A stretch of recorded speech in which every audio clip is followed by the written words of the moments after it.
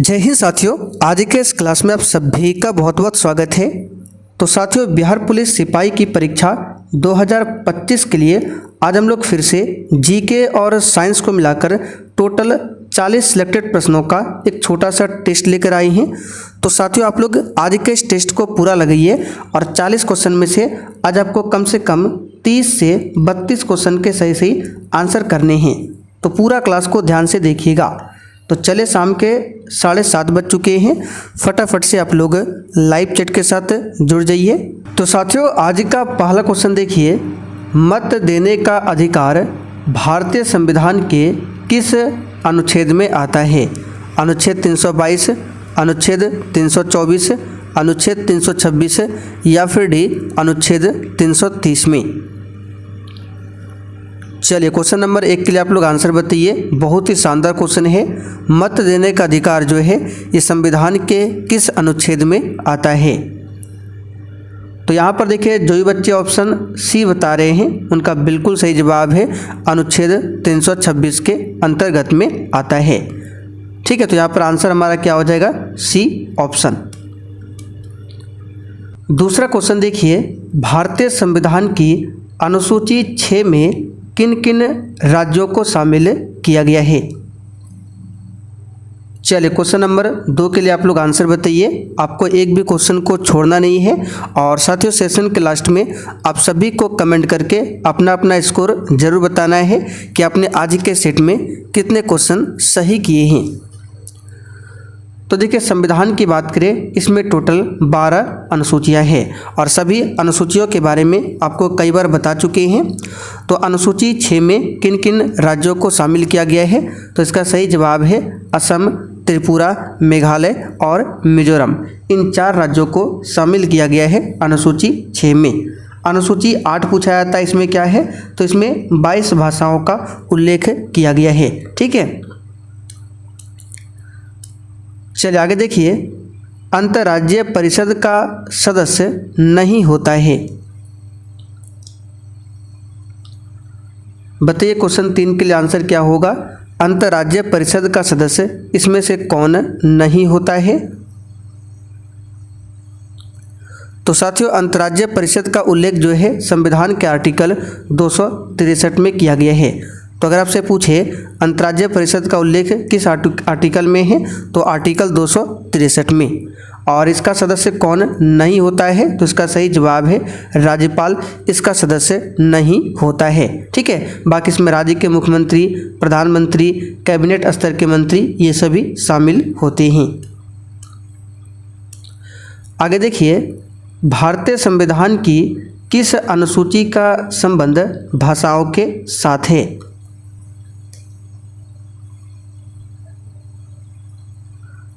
तो अभी हमने आपको बताया 8वीं अनुसूची। 8वीं अनुसूची में पहले जो है 14 भाषाओं का उल्लेख था, वर्तमान में इसमें 22 भाषाओं का उल्लेख किया गया है। अच्छा, 9वीं अनुसूची पूछे, ये किससे संबंधित है? तो ये भूमि सुधार से संबंधित है। ठीक है, 10वीं अनुसूची की बात करें तो दल बदल कानून से संबंधित है। 11वीं अनुसूची पंचायती राज से संबंधित है और 12वीं अनुसूची नगर पालिका से संबंधित है। 9वीं अनुसूची को 1951 में जोड़ा गया था प्रथम संविधान संशोधन के तहत। 10वीं अनुसूची को 1985 में जोड़ा गया था 52वां संविधान संशोधन के तहत। 11वीं अनुसूची को कब जोड़ा गया था? तो 73वां संविधान संशोधन 1992 के तहत जोड़ा गया था और 12वीं अनुसूची को 74वां संविधान संशोधन के तहत जोड़ा गया था। तो ये सारे एक्स्ट्रा फैक्ट को आपको ध्यान रखना है। राष्ट्रीय एकता परिषद की अध्यक्षता कौन करता है?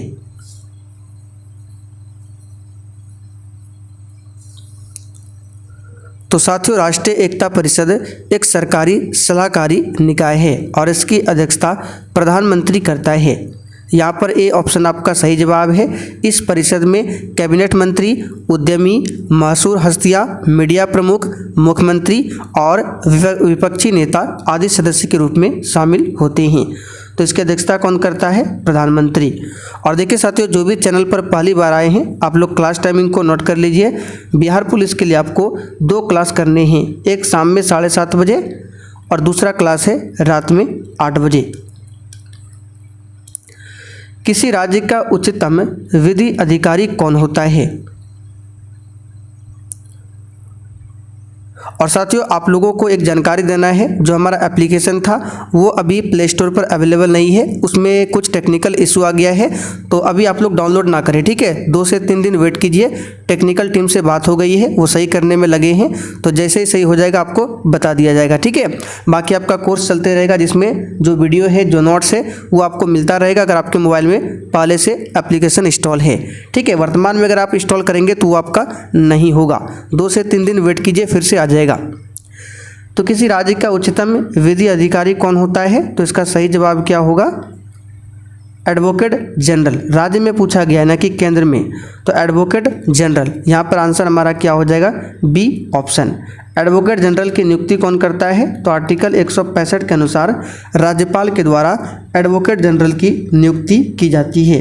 एडवोकेट जनरल को हिंदी में बोलते हैं महाधिवक्ता, जो कि राज्य का उच्चतम विधि अधिकारी होता है। अच्छा, केंद्र में उच्चतम विधि अधिकारी कौन होता है? आप लोग कमेंट करके बताइए। तो संविधान के किस अनुच्छेद में अल्पसंख्यकों के हितों के संरक्षण की व्यवस्था की गई है? और साथियों क्लास में हम आपको जो भी एक्स्ट्रा क्वेश्चन बताते हैं, अगर आपको 1 लाइनर फॉर्म में उसका लिखा हुआ नोट्स चाहिए तो आप लोग इस नंबर पर मैसेज कीजिए 9631887058, ठीक है। जिन्होंने कोर्स नहीं लिया है उनके लिए बोल रहे हैं, मात्र 39 का पेमेंट करके आप टोटल 100 नोट्स ले सकते हैं। और साथ में स्पेशल बिहार जीके का भी नोट्स मिलेगा, जो कि आपके बिहार पुलिस एग्जाम के लिए बहुत ज़्यादा महत्वपूर्ण होगा। तो संविधान के किस अनुच्छेद में अल्पसंख्यकों के हितों के संरक्षण की व्यवस्था है? तो यह है आर्टिकल 29, ठीक है। क्या है? आर्टिकल 29। संविधान के किन अनुच्छेदों में मौलिक अधिकारों का वर्णन किया गया है? ये सब क्वेश्चन नॉर्मल है, कई बार बता चुके हैं। 12 से 35 और भाग पूछे तो भाग 3, भाग 3 को संविधान का मैग्ना कार्टा भी बोला जाता है। 36 से लेकर 51 इसमें क्या है? राज्य का नीति निर्देशक तत्व है, यानी कि DPSP, ठीक है। इसको भाग 4 में रखा गया है। वित्त आयोग एक क्या है?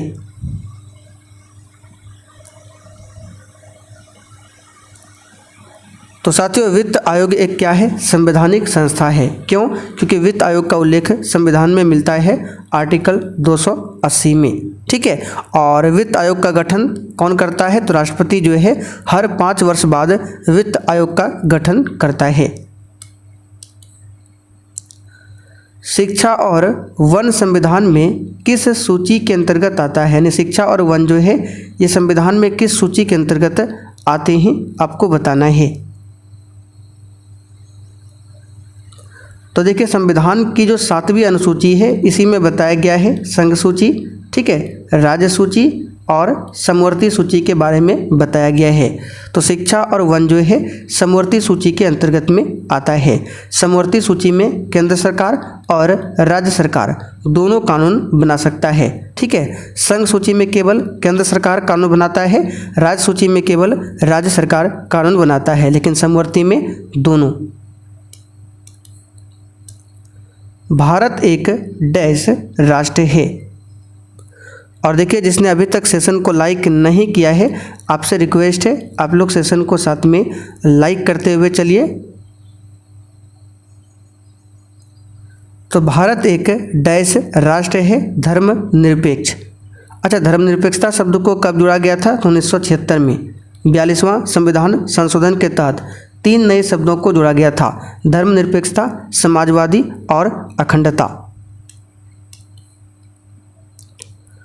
भारत में दल विहीन जनतंत्र की परिकल्पना किसने प्रस्तावित की थी? बिल्कुल आपके सिलेबस पर आधारित क्वेश्चन है, बताइए। भारत में दल विहीन जनतंत्र की परिकल्पना किसने प्रस्तावित किया था? तो जयप्रकाश नारायण ने, ठीक है। जयप्रकाश नारायण को लोक नायक की उपाधि दी गई है। इनका जन्म कब हुआ था? आप लोग कमेंट करके बताइए। भारत के किस प्रधानमंत्री ने श्रीलंका में भारतीय शांति सेना भेजी थी? बिल्कुल सोच समझकर आंसर करना है, ठीक है। टोटल 40 क्वेश्चन है, तो आपका प्रयास होना चाहिए 40 क्वेश्चन में से कम आपका 30 क्वेश्चन सही हो, ठीक है। कम से कम 30 से 32 क्वेश्चन इसमें आपको सही करना है 40 में से। तो इसका सही जवाब क्या हो जाएगा बताइए? इसका सही जवाब है राजीव गांधी ने, ठीक है, राजीव गांधी ने भेजा था। एग मार्क क्या है? ये बता चुके हैं पहले भी। अगर आप रेगुलर क्लास करते हैं तो बिल्कुल आराम से आंसर बता सकते हैं। एग मार्क क्या है? तो साथियों, खाद्य वस्तुओं के लिए गुणवत्ता आश्वासन का मुहर होता है एग मार्क।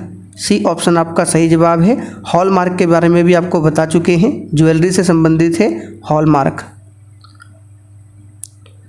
प्रच्छन्न यानी कि छिपी बेरोजगारी का परिणाम क्या होता है? प्रच्छन्न बेरोजगारी को ही छिपी बेरोजगारी बोला जाता है। तो अर्थव्यवस्था में एक प्रच्छन्न बेरोजगारी है, ठीक है। इसका मतलब क्या होता है? काम में आवश्यकता से ज़्यादा कर्मचारियों द्वारा काम किया जाना। मान लीजिए कोई एक काम है और इस काम को कोई 2 बंदा कर सकता है, लेकिन इसी काम को करने के लिए यहाँ पे 4 बंदा लग रहा है, तो यहीं पर होता है प्रच्छन्न छिपी बेरोजगारी। जो काम 2 बंदा कर सकता था उसी काम को 4 बंदा, 5 बंदा, 10 बंदा मिलके कर रहा है, ठीक है, जो कि ज़रूरत था 2 ही बंदा का, तो यहीं पर होता है प्रच्छन्न बेरोजगारी। तो इसका परिणाम क्या होता है? तो अनुत्पाद कर्मचारियों की संख्या में वृद्धि, ठीक है, यानी कि कर्मचारी 2 होना चाहिए था, लग रहा है यहाँ पे 4, तो संख्या में वृद्धि हो रहा है, कर्मचारियों की संख्या में वृद्धि। डी ऑप्शन आपका सही है। रुपये की तुलना में किस विदेशी मुद्रा का मूल्य अधिकतम है? और देखिए, प्रच्छन्न बेरोजगारी आपको देखने को मिलेगा खेती में, ठीक है। खेती में जहाँ एक व्यक्ति की आवश्यकता पड़ती है वहीं पर घर का पूरा सदस्य लग जाता है, वहाँ पर आपको अक्सर ज़्यादा देखने को मिलता है प्रच्छन्न बेरोजगारी। तो रुपये की तुलना में किस विदेशी मुद्रा का मूल्य अधिकतम है इसमें से? तो यहाँ पे देखिए, इसका सही जवाब है ब्रिटिश पाउंड। वर्तमान की बात करें तो एक ब्रिटिश पाउंड में लगभग 106 रुपया आ जाता है, ठीक है, तो ये सबसे अधिक होगा। भारत का कौन सा प्रदेश रबड़ का सबसे अधिक उत्पादन करता है?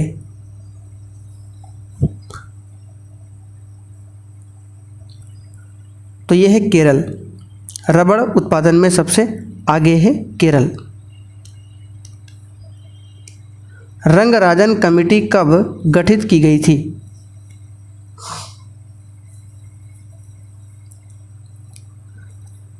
तो साथियों, रंगराजन कमेटी का गठन हुआ था 1993 में। भारत में स्टॉक एक्सचेंजों का नियमन करने वाली बॉडी कौन सी है?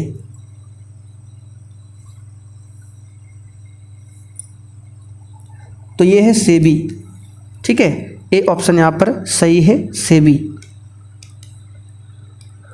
बुल और बियर किससे संबंधित है? बताइए भी इसके लिए आंसर। बुल और बियर शब्द ये किससे संबंधित है? तो ये स्टॉक एक्सचेंज से संबंधित है। बी ऑप्शन यहाँ पर आपका सही है। अंतर्राष्ट्रीय न्यायालय किस देश में स्थित है?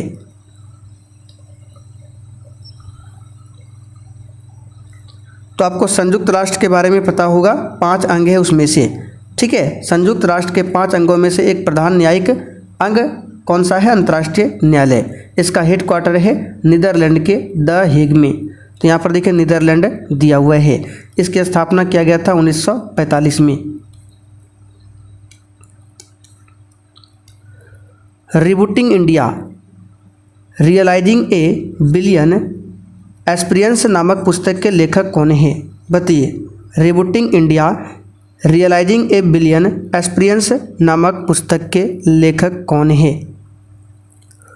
तो आपके एग्जाम में पुस्तक और लेखक से भी संबंधित क्वेश्चन आता है। इसका सही जवाब है नंदन नीलेकनी। बी ऑप्शन यहाँ पर आपका सही है, ठीक है। चलिए आगे बढ़ते हैं। निम्नलिखित में से कौन सी जॉर्डन की राजधानी है?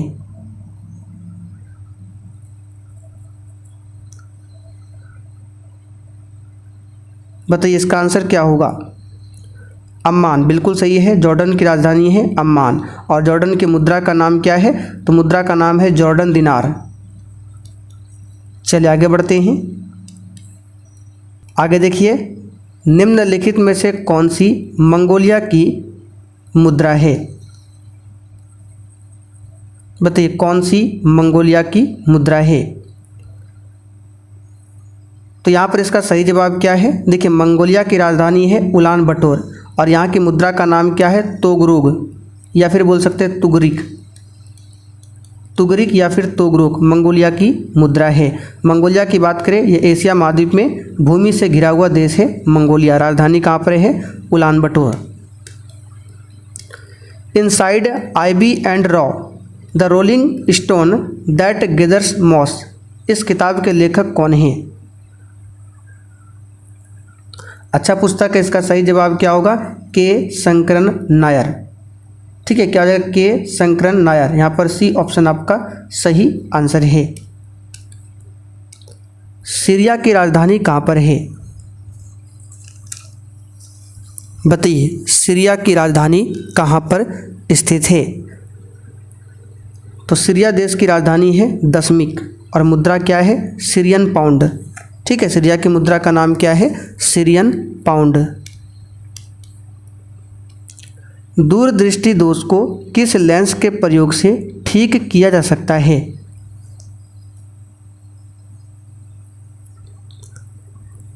तो दूर दृष्टि दोष के लिए उत्तल लेंस है और निकट दृष्टि दोष के लिए अवतल लेंस है। ए ऑप्शन यहाँ पर आपका सही जवाब है। उत्तल लेंस में आभासी एवं वास्तविक दोनों प्रतिबिंब बनते हैं। चलिए पूछा हुआ क्वेश्चन है, 1 माइक्रोन बराबर होता है? तो यहाँ पर मिलीमीटर में पूछा गया है। ऐसे तो 1 माइक्रोन बराबर 10⁻⁻6 होता है मीटर, लेकिन मिलीमीटर में क्या होगा वो भी यहाँ पर दशमलव में बताना है। तो इसका सही जवाब हो जाएगा 0.001 मिलीमीटर। बी ऑप्शन यहाँ पर आपका सही है। इसको याद कर लीजिए, 0.001 मिलीमीटर 1 माइक्रोन के बराबर होता है। कोई साइकिल सवार किसी मोड़ पर घूमता है तो वह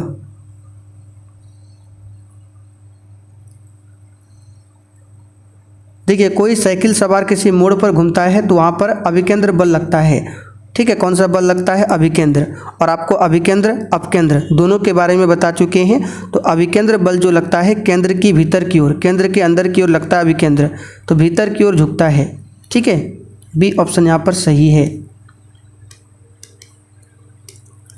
खाद्य श्रृंखला में उत्पादक प्रकाश ऊर्जा को बदलते हैं। बताइए, खाद्य श्रृंखला में जो उत्पादक होते हैं वो सौर ऊर्जा को किस में बदलता है? तो रासायनिक ऊर्जा में। ठीक है, डी ऑप्शन सही है। प्रत्यावर्ती धारा में बताइए क्या होता है? एसी करंट, अल्टरनेटिव करंट में बताइए क्या होता है? तो साथियों इसमें क्या होता है? प्रत्यावर्ती धारा में धारा की दिशा और धारा का मान यानी कि परिमाण दोनों परिवर्तित होते हैं। तो धारा की दिशा और धारा का मान दोनों बदलता है एसी करंट में। सी ऑप्शन यहाँ पर आपका सही है।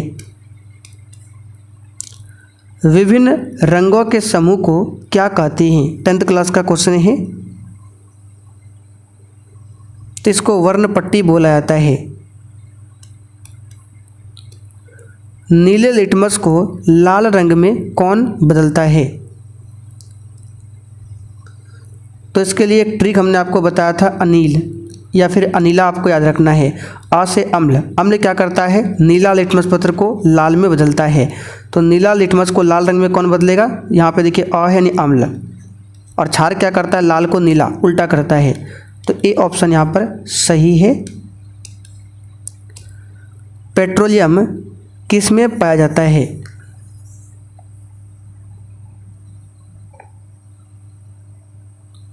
तो साथियों पेट्रोलियम जो है ये पाया जाता है अवसादी चट्टानों में। अवसादी को इंग्लिश में बोलते हैं सेडिमेंट्री बेसिन। ए ऑप्शन यहाँ पर सही है। आगे देखिए, निम्नलिखित में से यौगिक कौन सा है? अच्छा क्वेश्चन है, बताइए। पारा तो यौगिक होगा नहीं क्योंकि एक प्रकार का तत्व है, इसका संकेत होता है Hg। ओजोन की बात करें तो ओजोन तो आंसर ये भी नहीं होगा। आप लोग कहेंगे ओजोन का सूत्र O3 होता है, ये यौगिक हो सकता है। देखिए ओजोन क्या है, O3 एक अणु है, ठीक है। ये समान तत्व ऑक्सीजन के परमाणुओं से बना है, इसलिए ये तत्व का अपर रूप है, ना कि यौगिक है। तो ओजोन भी यौगिक नहीं होगा। बाकी वायु की बात करें, ये यौगिक नहीं है, ये मिश्रण है, ठीक है, जिसमें कई गैसें इसमें शामिल होता है वायु में, तो ये एक मिश्रण है। बचा आपका अमोनिया। अमोनिया का सूत्र होता है NH3, एक प्रकार का यौगिक है क्योंकि इसमें दो अलग अलग तत्व हैं, नाइट्रोजन और हाइड्रोजन, इसलिए ये एक यौगिक है। तो आंसर क्या होगा, अमोनिया। 2,4-D क्या है? तो ये क्वेश्चन बहुत पहले भी आपको कराए थे। एक खरपतवारनाशी है, ए ऑप्शन यहाँ पर सही है। एक खाद्य श्रृंखला के कुछ ही चरण होते हैं क्योंकि हर चरण पर ऊर्जा क्या होता है? बताइए इसका आंसर क्या होगा। तो एक खाद्य श्रृंखला में कुछ ही चरण होते हैं क्योंकि हर चरण पर ऊर्जा घटती है, तो इसका सही जवाब है घटती है। बायोगैस के अवयव कौन कौन से हैं? तो मुख्य अवयव तो मीथेन होता है, ठीक है, तो ये तो आंसर होगा नहीं, इसमें मीथेन कहीं नहीं है। अब मीथेन तीनों में है, तो मीथेन के साथ हाइड्रोजन भी होता है और कार्बन डाइऑक्साइड भी होता है, तो ए ऑप्शन यहाँ पर आपका सही है, मीथेन, हाइड्रोजन, कार्बन डाइऑक्साइड, ठीक है। न्यूक्लियॉन का मान कितना होता है?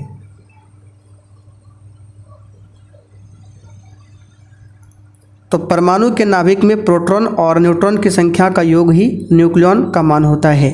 डी ऑप्शन आपका सही जवाब है, यानी P+N बराबर न्यूक्लियॉन की संख्या।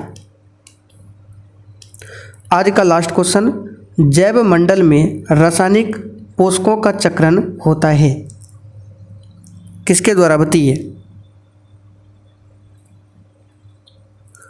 तो साथियों, जैव मंडल में रासायनिक पोषकों का चक्रण जल द्वारा, वायु द्वारा और भूमि द्वारा, तीनों के द्वारा होता है। डी ऑप्शन सही है। तो साथियों, सेट यहीं पर कंप्लीट होता है। अब आप लोग कमेंट करके बताइए आपने 40 में से कितने क्वेश्चन सही किए हैं।